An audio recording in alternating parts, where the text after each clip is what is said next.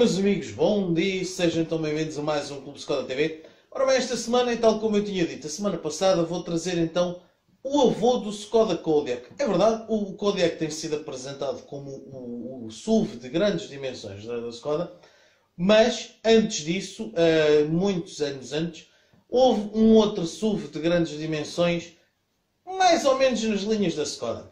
Ora bem, este SUV, ou este Jeep, chamava-se o Tracker, era produzido na Nova Zelândia, foi o primeiro e único veículo até agora produzido, desenhado e produzido na Nova Zelândia. Contava com o chassis, eu trouxe uma cábula e tudo, tão grande que isto é. Ora bem, o Tracker foi apresentado em 1966. Era bastante parecido com a primeira série do Land Rover. Vocês podem ver nas imagens. Contava com o chassi do Skoda Octavia. Contava com os motores também do Skoda Octavia, entre outros componentes. As rodas, é notável, as rodas, as óticas, portanto, todas essas derivavam do Skoda Octavia da altura. A distância entre eixos foi reduzida em relação ao Octavia. A distância ao solo aumentada. Contava com uma caixa de 4 velocidades, também proveniente do Octavia, mas sofria alterações.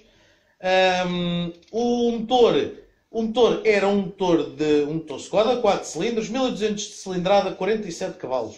Portanto, nada muito potente para mover o Tracker.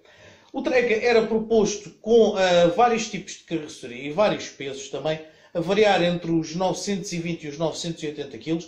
Era capaz de atingir os 110 km/h e carregar pesos até 500 kg.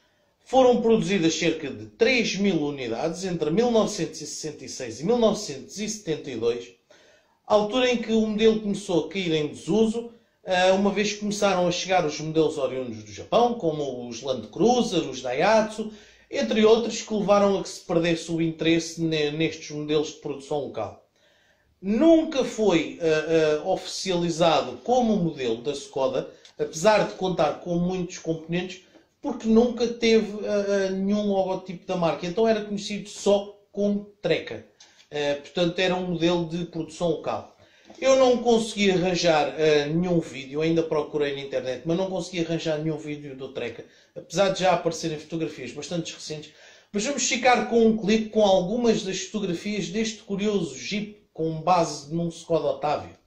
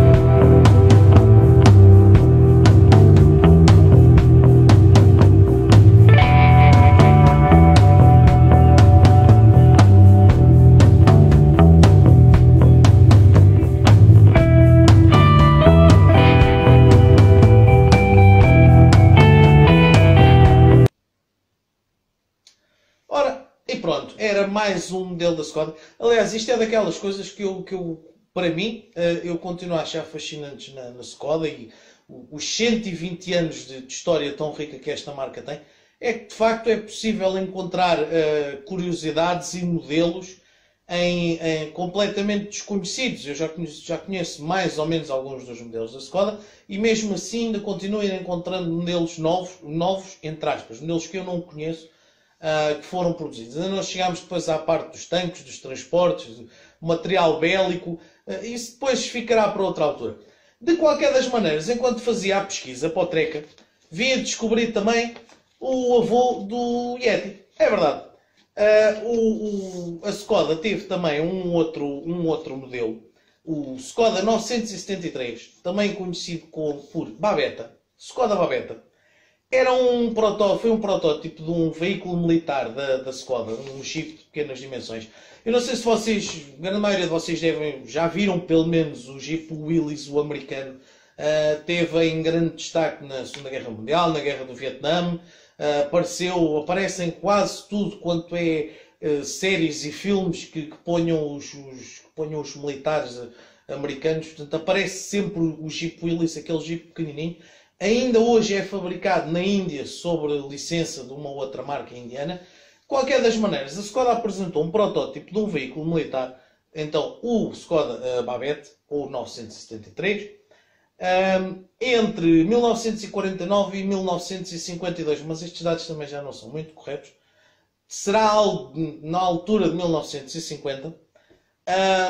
Foram produzidos três protótipos diferentes. Portanto, um era o veículo pessoal, que está aqui nesta fotografia, que eu mostro de seguida. Houve também um veículo blindado e houve também um veículo anfíbio. Até dava para passar o rio. Ora bem, fizeram-se cerca de 4 dúzias de modelos deste carro. Não há muitas também. Há um que está no Museu da Skoda, preservado, até para preservar a nossa história. Este Babetta tinha como motor um motor de 1200, tinha motores entre os 1200 e os 1500. Tinha caixa de 4 velocidades, tração às 4 rodas. O peso era de 1540 kg para uma velocidade máxima de 89 km/h. A produção em série deveu-se, na altura exatamente, devido à unificação do Pacto de Varsóvia, portanto, a corrida ao armamento quando o Pacto de Varsóvia. Ora bem, e eu já falei no Willys, e na altura fizeram um comparativo entre o Skoda Babetta e o Jeep Willys. Vamos ficar com esse vídeo.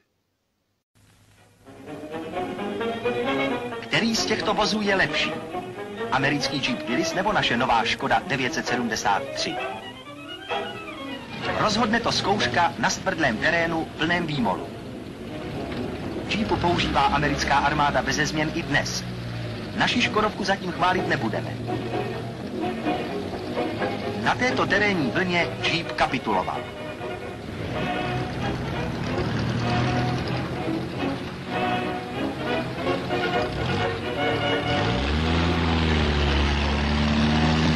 A naše Škodovka jí projela. Zdálo by se, že kolmá stěna je nesjízdná. To ovšem neplatí pro československou Škodovku.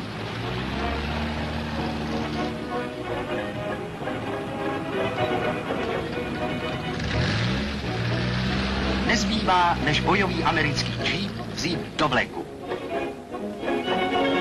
Vůz československé výroby zvítězil na celé čáře a dokázal tak vysokou technickou úroveň našeho automobilového průmyslu.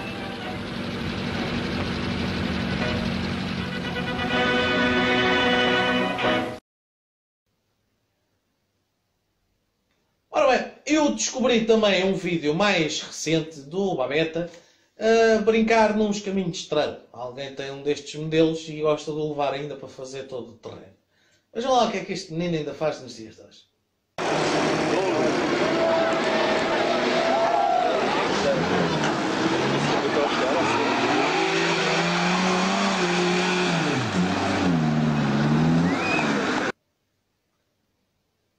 Acharam esta impressionante?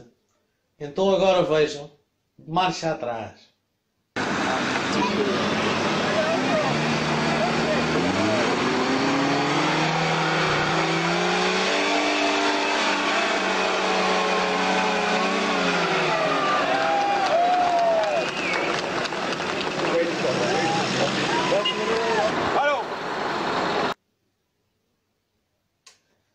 Pois é, rapaziada. Por esta semana está tudo. Deve-se a conhecer dois modelos bastante curiosos da história da Skoda. Nada mais, nada menos então que os avós dos nossos dos nossos, entre aspas, dos veículos dos nossos tempos, do Kodiaq e do Yeti, pode-se chamar assim. Dois jipes de pequenas dimensões e com utilidades diferentes, produzidos noutros tempos, mas acima de tudo dois modelos da Skoda que ainda não eram muito conhecidos e que já tiveram aqui o seu pequenino destaque para ficarmos a conhecer um bocadinho mais dos 120 anos da rica história que a Skoda tem, porque de facto tem uma história mesmo muito rica, com muitos modelos, muitas variantes, muita coisa que foi produzida e que foi estudada e que vale sempre a pena relembrar.